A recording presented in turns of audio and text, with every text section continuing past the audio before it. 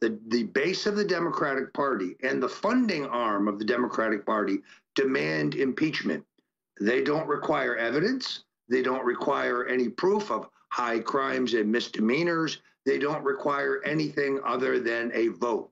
If they can't do it on the basis of the very thin reed of campaign finance violations fabricated by Michael Cohen, then they will do so on the basis of the 19 women who came forward in 2016 and falsely accused Donald Trump of sexual assault. Again, very much like Judge Kavanaugh. None of them can remember where it happened or when it happened. None of them have eyewitnesses or corroboration or proof, but they're sure it happened, and we must believe them because they are women.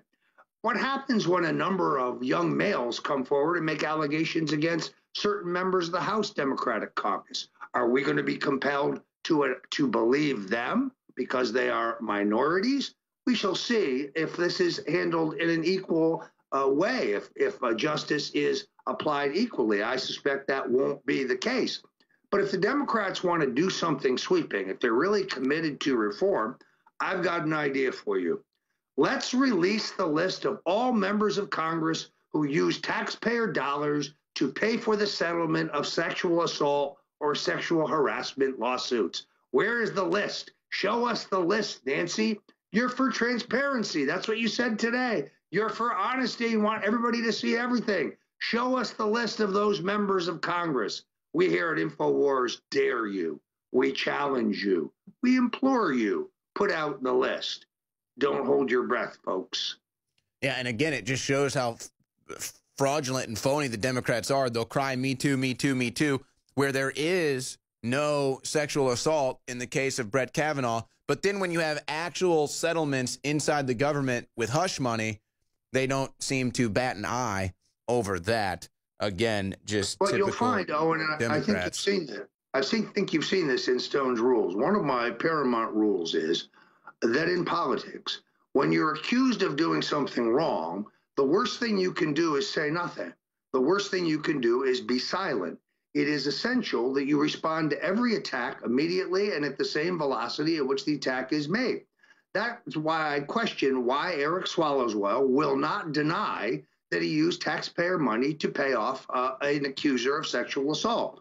By the way, I'm not saying that he did. I'm saying it's curious that he refuses to deny it. It violates Stone's rules. It violates one of the most basic rules of political communication. Why is it that the good congressman from California will not issue a formal denial of this accusation? I find it very, very curious. Well, and as far as your question with equal coverage and equal justice, to say if a Democrat was accused by a male of sexual harassment, I think we already have the answer to that with the Cory Booker situation.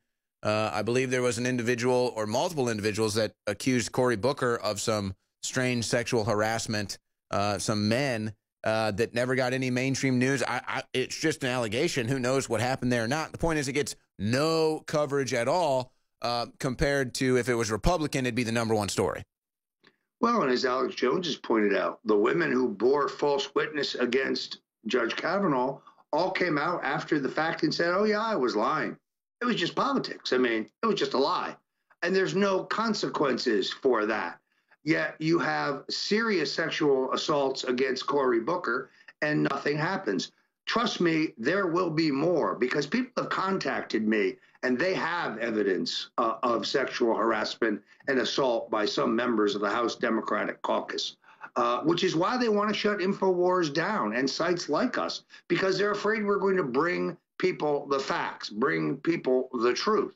And that's the last thing they want. You're not going to find this covered by NBC. Terrific report by Mindy Robinson, where they're now protecting pedophiles at NBC, and they're attacking groups that expose pedophiles. Have they forgotten their own program, exposing predators like it was never happened? It's really quite extraordinary. Owen, another great show on the War Room. I'm glad to be back with you. You get dispensation for Casual Friday, but I want to reiterate two things. One, my very best wishes to David Knight for a quick recovery. We want to see him back in the saddle as quickly as possible. And, Owen, you have an open invitation to come down here to sunny Florida for a weekend of R&R, and we'll get that big juicy steak together. And maybe a little S for sun in there, too, because a lot of people think I'm looking a little pasty this winter. All right, Roger Stone, great stuff as usual. We will get back on with you Monday. And, yes, David Knight is home from the hospital after a successful heart surgery, and he's already back on social media combating the radical left. So not much rest for David Knight after a major heart attack and heart surgery. He's still fighting in the info war. All right, ladies and gentlemen, we'll be right back on the other side of this short break. This is the War Room at Infowars.com/show. Don't go anywhere.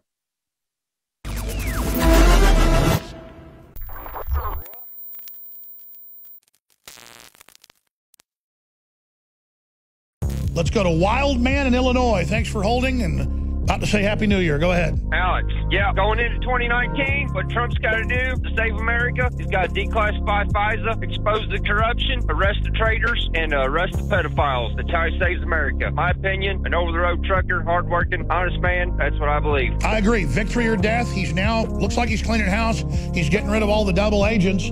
And the word is Trump is going to go into battle now. We're talking he's going to strike back against the censorship. He's going to strike back against the pedophile rings. It's already begun. He's going to strike back against the deep state. He's going to strike back against all the criminal activity of Comey and Mueller being Russian operatives.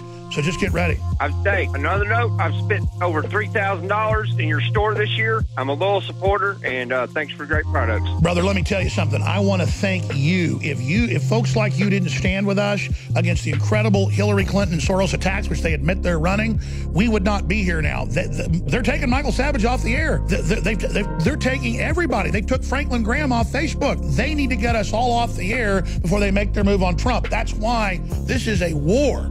And you supporting us is incredible. Which products do you like the best? Man, I use the bodies. I got so many of the T-shirts that ain't even funny. I got your stickers posted on my hard hat, on my GPS, on my truck.